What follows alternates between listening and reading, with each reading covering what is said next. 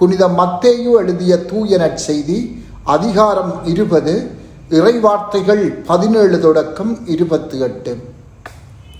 அக்காலத்தில் இயேசு எருசலேமை நோக்கி செல்லும் வழியில் 12 சீடரையும் தனியே அழைத்து, இப்பொழுது நாம் எருசலேமுக்கு செல்கிறோம். மானிட மகன் தலைமை குருக்களிடமும் மறைநூல் அறிஞர்களிடமும் ஒப்புவிக்கப்படுவார். அவர்கள் அவருக்கு மரண தண்டனை விதிப்பார்கள். அவர்கள் அவரை ஏளனம் செய்து சாட்டையால் அடித்து சிலுவையில் அறையும்படி பிற இனத்தவரிடம் ஒப்புவிப்பார்கள். ஆனால் அவர் 3ஆம் நாள் உயிருடன் எழுப்பப்படுவார் என்று அவர்களிடம் கூறினார். பின்பு செபதேயுவின் மனைவி தம் மக்களோடு ஒரு வேண்டுகோள் விடுக்குமாறு இயேசுவிடம் வந்து பணிந்து நின்றார். உமக்கு என்ன வேண்டும் என்று இயேசு அவரிடம் கேட்டார். அவர், நீர் ஆட்சி புரியும் போது என் மக்களாகிய இவர்கள் இருவருள் ஒருவன் உமது அரியணையின் வலப்புறமும் இன்னொருவன் இடப்புறமும் அமரச் செய்யும் என்று வேண்டினார். அதற்கு இயேசு, நீங்கள் என்ன கேட்கிறீர்கள் என உங்களுக்கு தெரியவில்லை. நான் குடிக்கப் போகும் துன்பக் கிண்ணத்தில் உங்களால் குடிக்க இயலுமா என்று கேட்டார். அவர்கள், எங்களால் இயலும் என்றார்கள். அவர் அவர்களை நோக்கி, ஆம், என் கிண்ணத்தில் நீங்கள் குடிப்பீர்கள். ஆனால் என் வலப்புறத்திலும் இடப்புறத்திலும் அமரும்படி அருளுவதோ என் செயல் அல்ல, மாறாக அவ்விடங்களை என் தந்தை யாருக்கு ஏற்பாடு செய்திருக்கிறாரோ அவர்களுக்கே அவை அருளப்படும் என்றார். இதை கேட்டுக்கொண்டிருந்த 10 பேரும் அச்சகோதரர் இருவர் மீதும் கோபம் கொண்டனர். இயேசு அவர்களை வரவழைத்து, பிற இனத்தவரின் தலைவர்கள் மக்களை அடக்கி ஆளுகிறார்கள். உயர் குடிமக்கள் அவர்கள் மீது தங்கள் அதிகாரத்தை காட்டுகிறார்கள். இதை நீங்கள் அறிவீர்கள். உங்களிடையே அப்படி இருக்கக்கூடாது. உங்களுள் பெரியவராக இருக்க விரும்புகிறவர் உங்கள் தொண்டராயிருக்கட்டும். உங்களுள் முதன்மையானவராக இருக்க விரும்புகிறவர் உங்களுக்கு பணியாளராக இருக்கட்டும். இவ்வாறே மானிட மகனும் தொண்டு ஏற்பதற்கு அல்ல, தொண்டு ஆற்றுவதற்கும் பலருடைய மீட்புக்கு ஈடாக தம் உயிரை கொடுப்பதற்கும் வந்தார் என்று கூறினார்.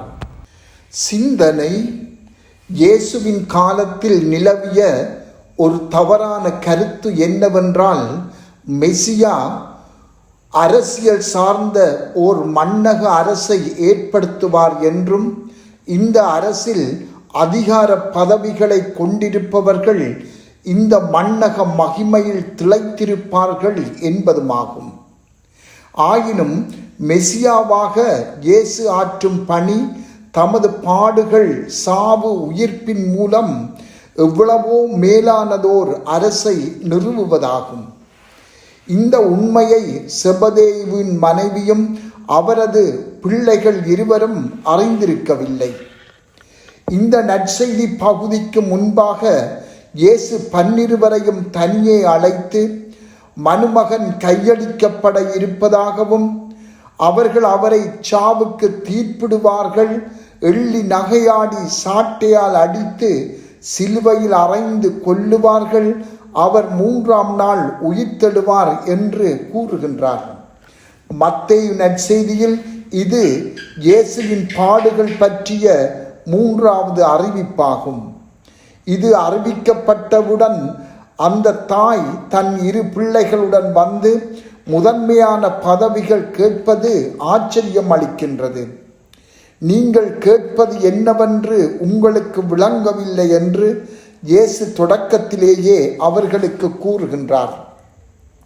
இதனை இயேசு பல வழிகளில் எங்களுக்கும் கூறுகின்றார்.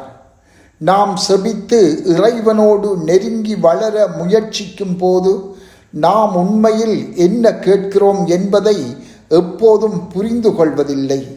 தூய்மையில் வளர்வது என்பது கடவுள் எங்களை எல்லா நோய் நொடிகளில் இருந்தும் காப்பார், கஷ்டங்கள், சிலுவைகள், பிரச்சனைகளில் ஆண்டவர் ஆறுதலும் வசதியான வாழ்வும் தொழிலில் வெற்றியும் செல்வமும் தந்து எம்மை காப்பார் என்று அந்த தாய் பிள்ளைகளைப் போல நாமும் சிந்திக்கலாம்.